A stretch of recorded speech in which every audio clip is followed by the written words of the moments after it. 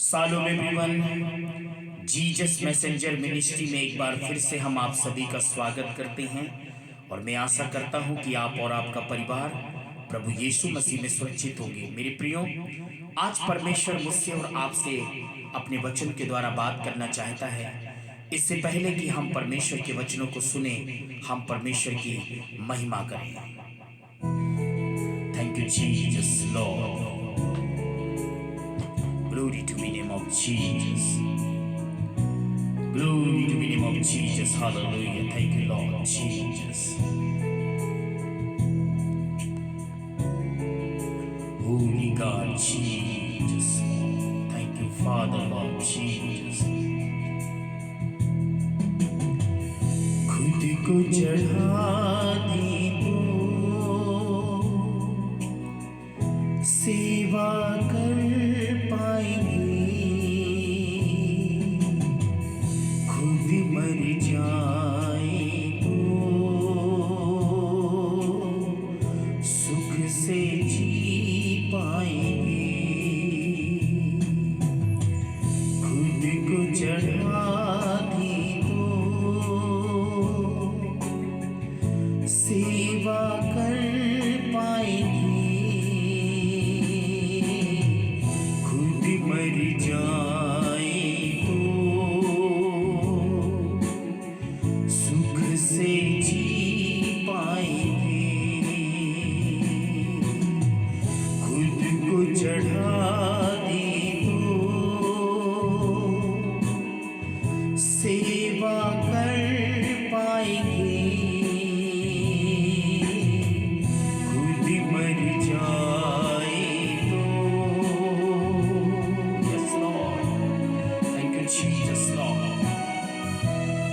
हमें अपने आप को बलिदान करने की आवश्यकता है। जब हम अपने आप को प्रभु के लिए बलिदान कर देंगे तो परमेश्वर हमारी जिंदगी में बहुतायत से आशीष को लेके आएंगे। Thank you Jesus Lord.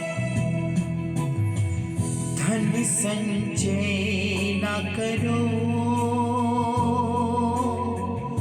चोरी हो जाएगा। दे दो प्रभु को तो पूरा हो जाएगा। धन संचय ना करो, चोरी हो जाएगा। दे दो प्रभु को तो पूरा हो जाएगा। Yes Lord, thank you Jesus Lord. जो लोग धन इकट्ठा करते हैं वो चोरी भी हो सकता है, लेकिन प्रभु को देने से आपको पूर्ति होगी और बढ़ोतरी होगी। धन को रोकना नहीं चाहिए, हमें प्रभु के काम के लिए खर्च करना चाहिए। खुद को चढ़ा दे तो सेवा कर पाएंगे, खुद मर जाए तो सुख से जी पाएंगे। नाम और आदर मान यीशु नाम के लिए,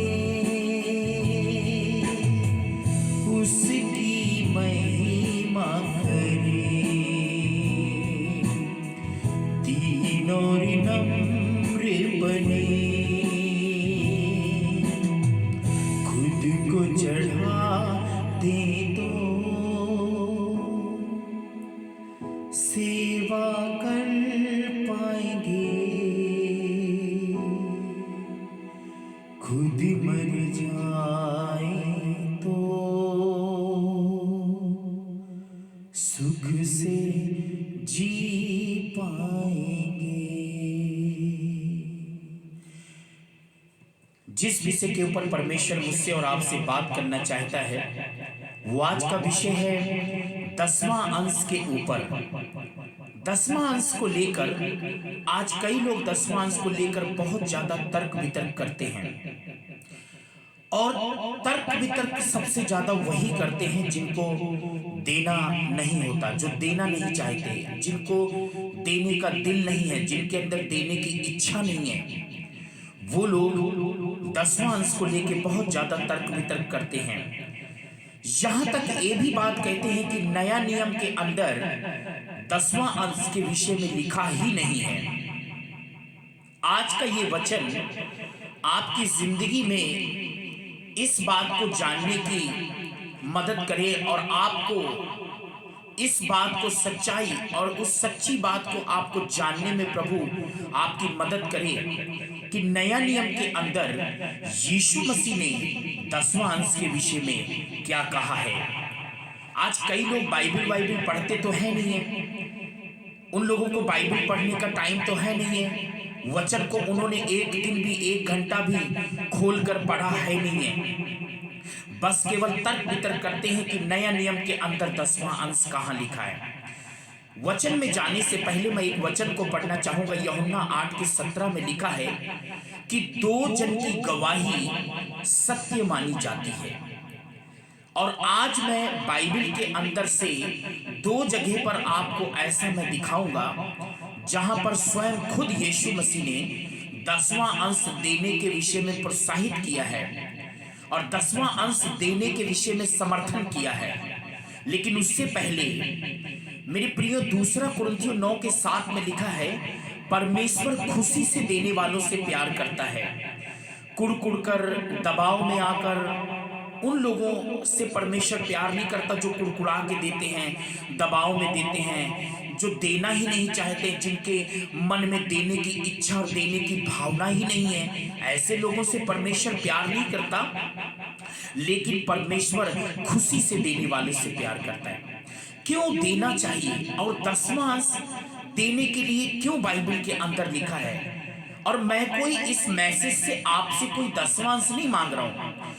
किसी ने मेरे YouTube पर कमेंट किया कि ये भाई जो प्रचार कर रहे हैं गलत प्रचार कर रहे हैं। अरे तू पहले जाके बाइबल तो सही से पढ़, फिर बाद में आके मुझे कहना कि दसवां अंश देना है कि नहीं देना।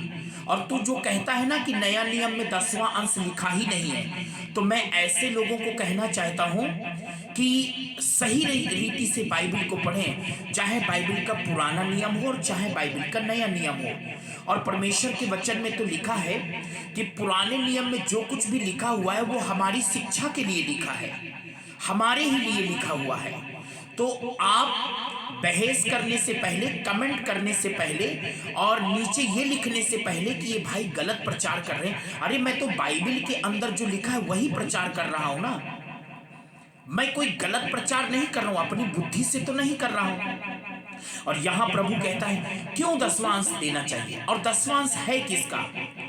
लय व्यवस्था उसकी 27:30 में लिखा है कि सारा दसवां अंश तो परमेश्वर का है, किसी इंसान का नहीं है।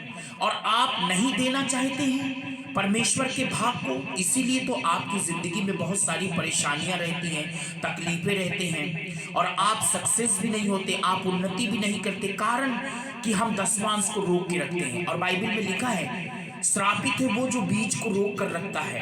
रोकना नहीं चाहिए। दसवां अंश देने के विषय में बाइबल में लिखा है तो हमें देना चाहिए। क्यों देना है। पहली बात लूका 6:38 में लिखा है दिया करो तो तुम्हें भी दिया जाएगा, लोग पूरा नाप दबा दबा कर तुम्हारी गोद में डालेंगे। आपको पता है जब आप परमेश्वर के राज्य के लिए, परमेश्वर की सेवा के लिए, परमेश्वर के काम के लिए अपने धन को देते हैं तो बाइबल में लिखा है कि परमेश्वर लोगों को आपके लिए खड़ा करेगा। ऑटोमेटिक आपके लिए लोग खड़े हो जाएंगे, आपकी जरूरतें पूरी करने के लिए लोग खड़े हो जाएंगे। लेकिन कब, जब आप देंगे। दूसरी बात क्यों देना चाहिए। देने के द्वारा हम परमेश्वर की महिमा भी करते हैं। नीति वचन 3:9 में लिखा है अपनी संपत्ति को दे देकर परमेश्वर की प्रतिष्ठा करो, परमेश्वर की महिमा करो। याद रखिए जो लोग अपने दसवां अंश को सही समय पर, टाइम पर देते हैं वो लोग परमेश्वर की महिमा करते हैं। और जो लोग देते ही नहीं है उनको क्या पता कि परमेश्वर की महिमा कैसे करना है। और बाइबल में मलाकी में उसकी 3:10 में इसीलिए लिखा है कि सारा 10वां अंश मेरे भंडार में ले आओ ताकि मेरे भवन में भोजन वस्तु रहे।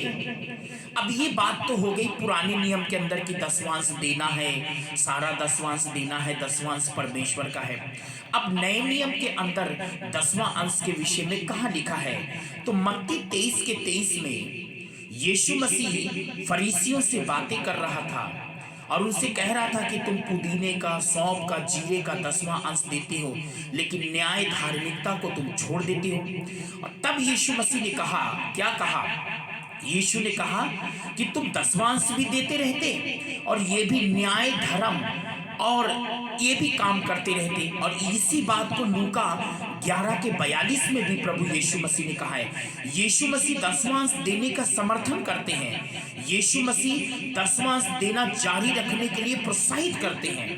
यहाँ मत्ती 23:23 में, लूका 11:42 में यीशु मसीह कह रहे हैं कि तुम 10वां अंश भी देते रहो, न्याय, धर्म, है ना, और ये सारी चीजों को भी करते रहो।